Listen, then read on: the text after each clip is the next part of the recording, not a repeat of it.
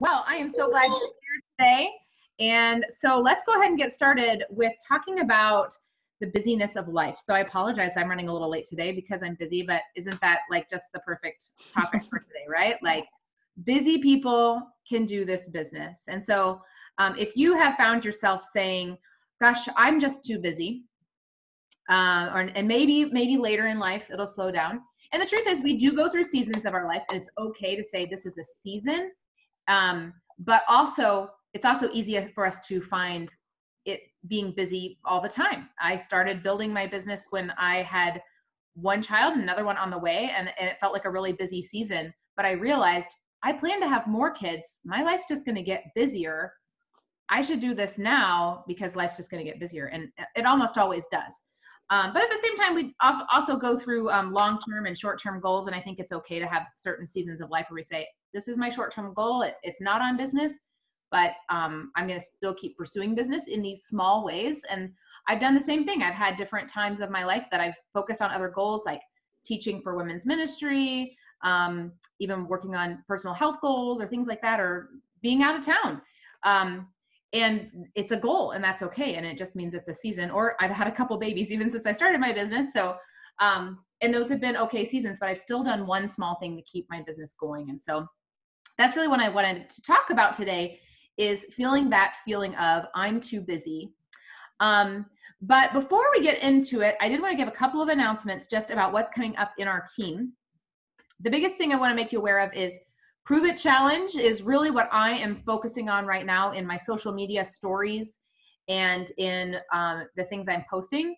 There's going to be business sprinkled in there as well, but I'm not going to be talking as much about youth or cleaning products. Like, my focus is Prove It Challenge right now. And the biggest reason for that is because that's the best default to come back to. I want everybody to do the Prove It Challenge because they feel amazing.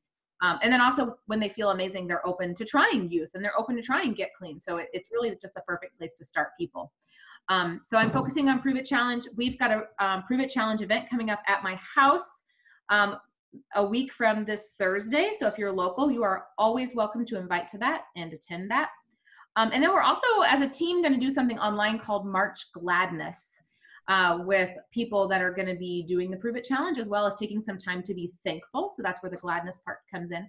So all of you that are from all different places, you are all welcome to participate in that and invite others to participate. I'll be giving you more details, but it'll be a fun month-long group focusing on really the strip and shake, not even the cleanse, and being thankful and just the simplicity of it, and giving away some fabulous prizes for those that are participating. So you can start thinking about that, talking about that, even inviting towards the March Gladness group. I plan to get that group set up this week. So any questions about that or any thoughts about that? Okay, fabulous. Awesome. All right, so raise your hand if you have ever thought, I'm just too busy. All of us, right? Yep. Raise your hand if you've thought about prospecting certain people, but you've thought that person is too busy to do a Shaklee business. I know I've thought that too, right? Yep. Good, good. And it's okay to think these things, but I also encourage you to change your thinking on this. Because I want you to know that in my 8 years of business, I've seen a lot of people come and go in this business on my team and from other teams. And what I have learned is I have learned that busy people are the most successful at this business. They really are. They really are. So I have come to a place that I purposely prospect busy people. And the reason for that is because I have noticed that people that are busy, yes, there's a level that being busy is our choice, right? Like, we want our kids to be involved in things, or we want to be involved in things. And we're choosing to be a part of that, probably because we have some sort of passion that is driving us to be involved in so many things. And I think being a passionate person is a really good quality in the kind of people I'm looking for, right? And so I know if you're busy, it probably means you're passionate about something. And I think that you could do great at Shaklee, right? But the other great thing about busy people is they often are meeting lots of different people all day long. They're maybe taking their kid to basketball and they're talking to the basketball parents there, and they're going to work and they're talking to the people that they work with. and they're taking their daughter to ballet and they're talking to ballet parents and they're working out at the gym and they got their gym friends. So busy people know a lot of people. And so that also means they could do very well at this business. Now, remember that you don't have to be successful in this business to know a lot of people, but it is a really nice start if you know a few people. It gives you a good baseline. And as we know, often it grows from knowing the few people that we know. But even if somebody slightly did this business and they knew a lot of people, that's really helpful. So that's always a helpful thing. And so they're involved in a lot of things. They're passionate. And so the other thing about busy people, though, one frustration that they might be feeling is that they're doing all this work. Maybe they're working at a job and they're doing all this work for what? Like, where does it go at the end? Does it go into retirement? Is it just for fun? Do they just feel fulfilled in doing it? That's great. But what happens? What are they building for life? And so what we have to offer them here in Shaklee is that we have something that they can build a side income for life, maybe even replacement income for life if they wanted it to be. Like, how would it feel to have money coming in monthly without really having to do that much work about it? You do the work at the beginning to tell people about it. You take care of people along the way. But when you go through seasons where you're not building as hard, that money keeps coming in because you have happy customers because we have amazing products. So, so keep that in mind for busy people as to why they would do great at the business and also what they're looking for. They're looking for something that they could build over life.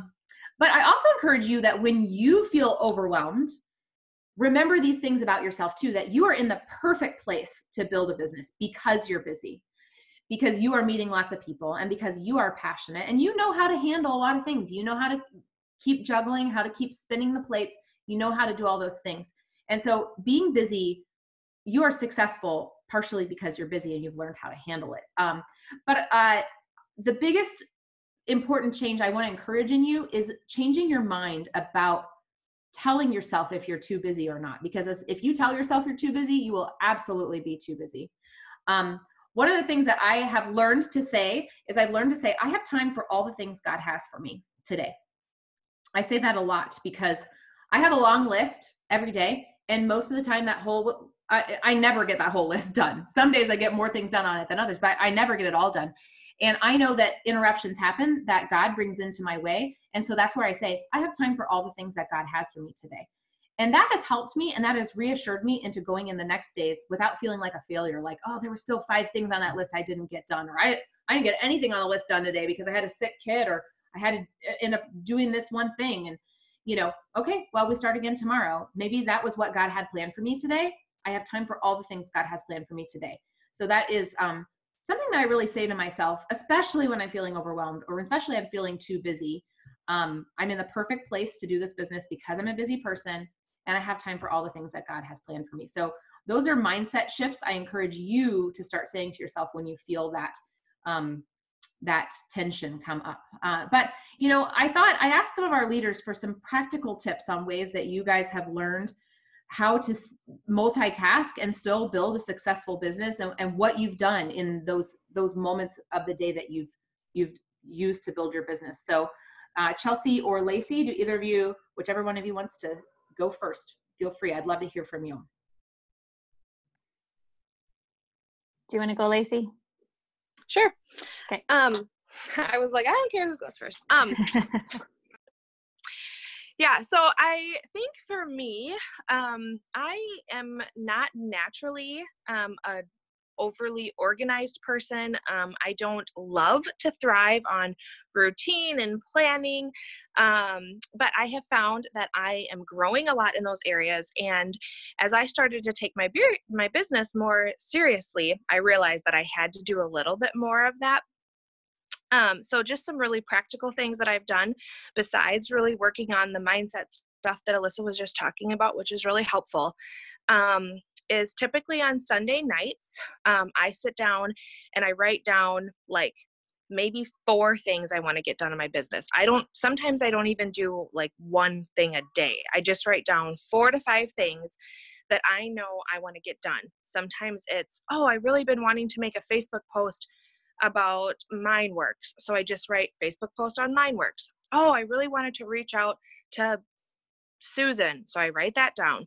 And I write all those things down so that as I'm going throughout my week, if I'm feeling like I'm having a busy week and I start to kind of lie to myself and say, I don't have time to do anything. I don't even know what to do.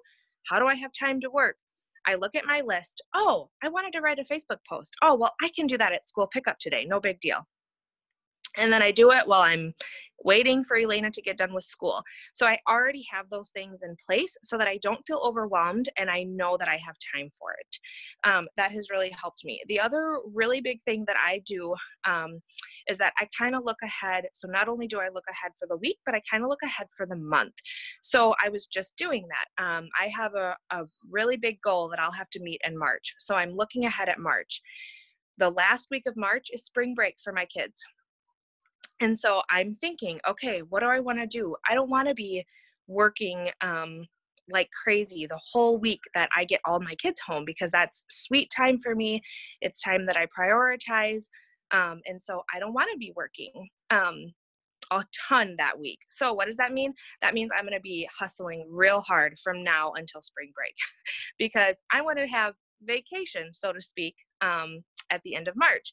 And if I don't look ahead and do those things, well, then all of a sudden it's spring break and then, oh, well, now I haven't worked most of the month. So kind of looking ahead at your schedule, knowing what's coming up and what season of life you're about to enter really helps kind of keep you focused and let you know that, okay, that week's going to be really busy or full because my kids are home, but I don't have to stress about it because I'm going to be doing stuff now.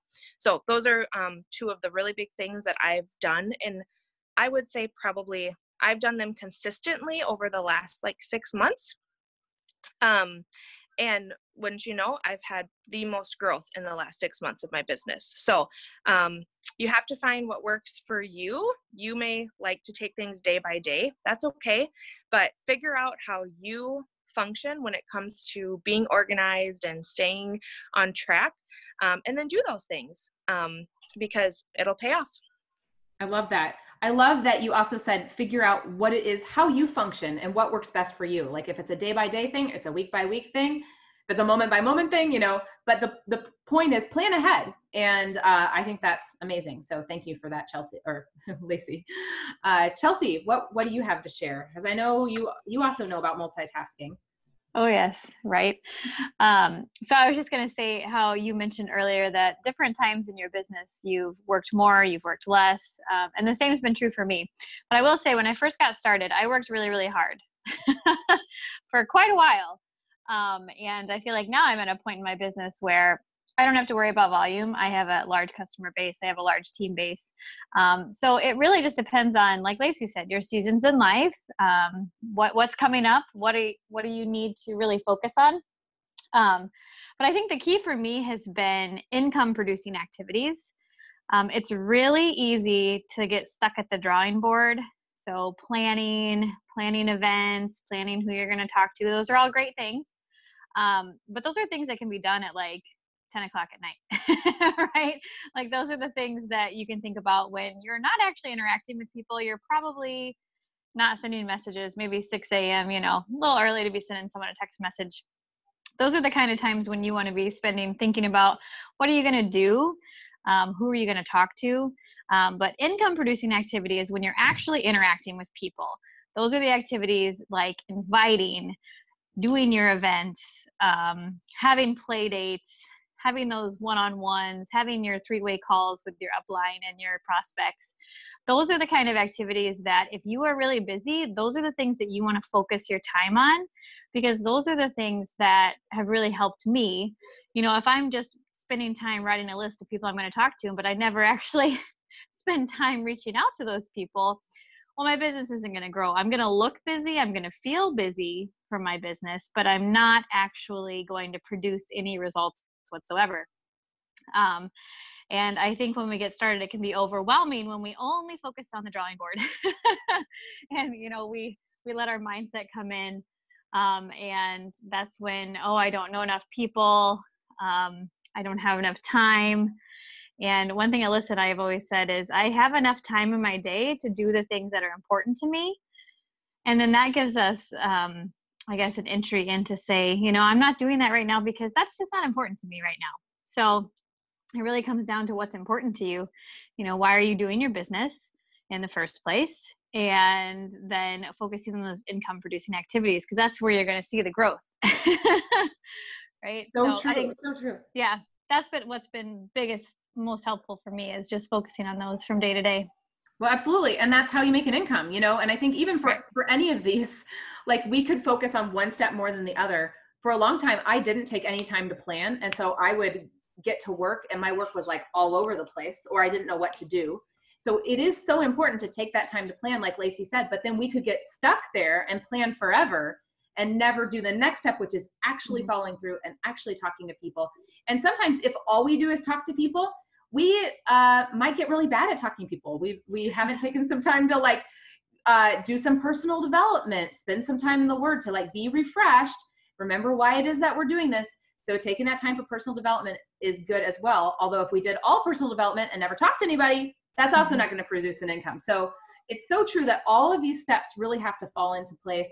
And we have to do a little bit of all of them or not get caught up in just one of them. And so yeah, thank you for sharing, Chelsea. I love that. And you have been a great example of how we produce an income in this business by just talking to people. And that's what it comes down to. So yeah, well, for me, it's, I just would say that over the past few years, I've always made sure I've done one thing for my business every day, because I've noticed that if I say, oh, well, Tuesdays are my day that I do business things. Well, there's a whole lot of 6 days between now and Tuesday. By the time Tuesday rolls around, I'm like, I don't know. And I've already talked myself out of it. I have found if I just do one small thing every day, I have certain days I work more than others. I don't work as much on the weekends because it's the weekends. But I do that activity that Lacey talked about of planning out my week. That's my one small thing. But then during my weekdays, my work days that I'm doing more, even still before this was a full-time job for me, I still try to do one thing a day. And whether that was listening to a podcast or talking to my upline, coming to this team meeting, looking at my schedule, figuring out when my next event was going to be that I was going to invite people towards, and then actually talking to people, actually inviting people, or at least talking to people about non-Shaklee things so I can warm them up and eventually talk to them about Shaklee things. That can still be considered work. So I encourage you, this is your homework, is to do one thing a day for your business. If you're not in the habit of doing one thing a day for your business and you're kind of wondering, well, where do I even start? Talk to your upline, because they can tell you. There's something called the high five.